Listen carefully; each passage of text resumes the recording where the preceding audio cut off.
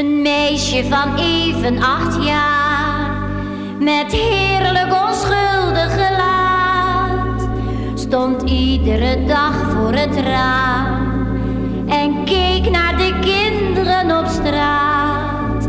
Dan volgden haar ogen de bal, bij het spel in beweging gebracht. Zij hunkerde naar zo'n bezit en iedere keer zei ze zacht: moesje, toe geef me een speelbal, al is ze ook nog maar zo klein. Daar kan ik dan heerlijk mee spelen. Ik zal er heus zuinig op zijn. Haar moedertje kon op den duur het smeken niet langer weerstaan en is op een zonnige dag met haar naar een winkel gegaan.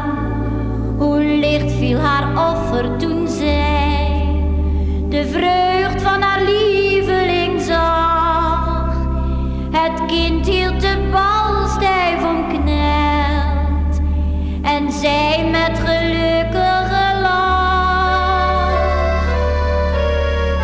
moesje, nu heb ik een speelbal, al is ze ook nog maar zo klein.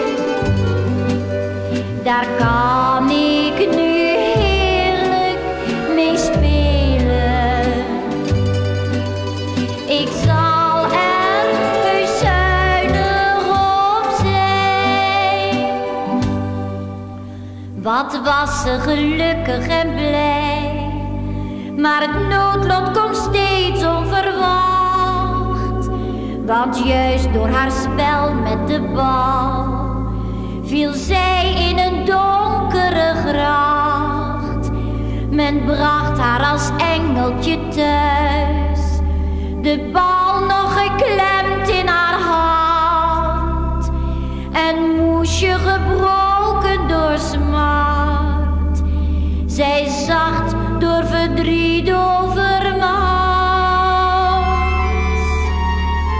Zusje, hier is nu je speelbal, je groot